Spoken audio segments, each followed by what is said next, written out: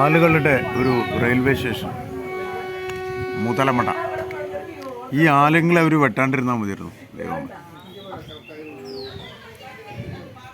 ഇത് platform widening എന്നൊക്കെ പറഞ്ഞിട്ട്, റിപ്പയർ എന്നൊക്കെ പറഞ്ഞിട്ട്, മോഡിജി ഇസ്കോ കാട്ടിയ മത്.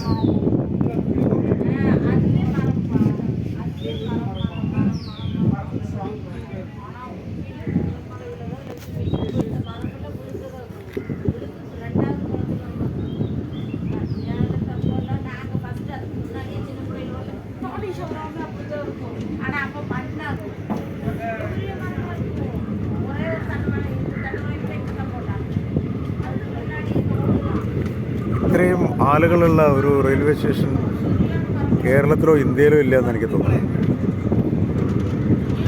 ഇത് നമ്മുടെ മുതലമടയാണ്. കാണാത്തവർ വന്ന് ഒരു പ്രാവശ്യം കണ്ടു.